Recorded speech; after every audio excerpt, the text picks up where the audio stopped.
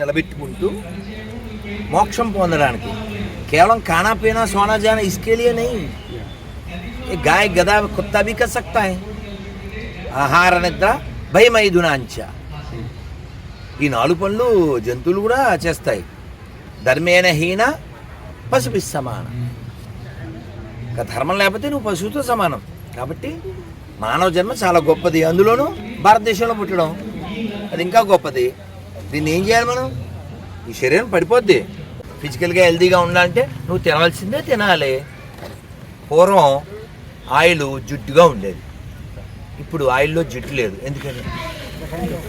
Refined అంటే అందులో ఉన్న ప్రాణాన్ని తీసేస్తున్నారు కదా. కాదండి, గేదె లేదా బర్రె అది గొడ్డులాగే ఉండాలి, ఆయిల్ జిడ్డులాగే ఉండాలి. ఇప్పుడు నీకు బలం ఎలా వస్తుంది?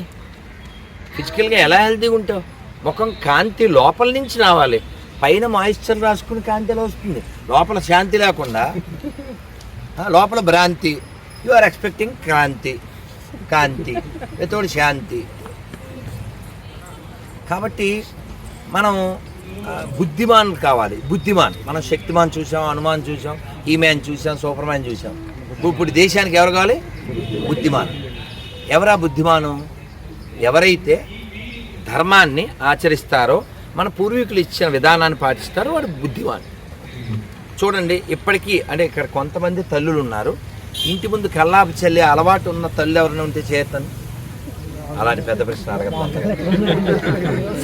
సరే వద్దులే, నేనే వెనక్కి వస్తా. మా ఇంట్లో తులసి ఉందన్న తల్లులు ఇప్పుడు పర్వాలేదు, చెప్పడం వాళ్ళ తరపున. Right, thank you sir. తులసి ఎందుకు పూజ చేయాలి? తులసి గాలి మంచిది.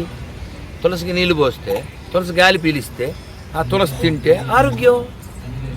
వేప, మనం అమ్మవారు శరన్నవరాత్రులు అంటే శరత్కాలం, అప్పుడు ఆది వ్యాధులు వస్తాయి. ఆ వ్యాధుల్ని యమధర్మరాజు 2 కోరలుగా చెప్తారు. అప్పుడు ఏంటి బెటర్, ఏది ముఖ్యం? వేప. అందుకే అమ్మవారికి వేపదండలు, వేప పూజ. తెలివైన వాళ్ళు మన పూర్వీకులు. ప్రతి ఆహారంలో పసుపు వేస్తాం.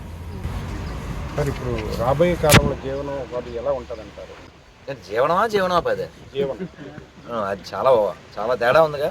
అక్షరం మారితే మంగళం అయిపోద్ది. HARI హరి, హెచ్ కొట్టేయండి హరి. HARI హరి అంటే విష్ణువు, హెచ్ కొట్టేస్తే శత్రువు. హరిమర్ధన అంటారు, అంటే శత్రుమర్ధన.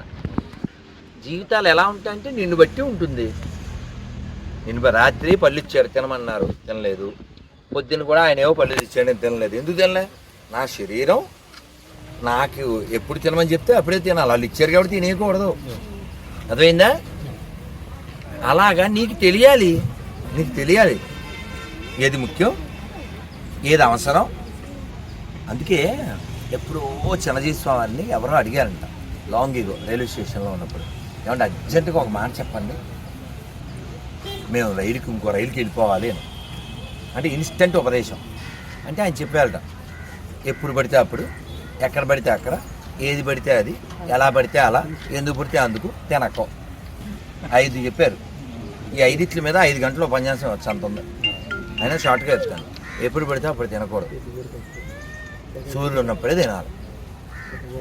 40 దాటిన తర్వాత ఒకసారే భోజనం చేయాలి. ఇంకా తినాల్సి వస్తే ఏ పండ్లో తీసుకోవాలి, ఏ లిక్విడో తీసుకోవాలి. ఇంకా అదేదో పెద్ద రూల్లాగా, అది గవర్నమెంట్ రాజ్యాంగంలాగా. పొద్దున్న టిఫిన్ కన్ఫామ్, మధ్యాహ్నం భోజనం కన్ఫామ్, ఈవినింగ్ స్నాక్స్, సాయంత్రం dinner. This fellow become sender, no runner, no vendor.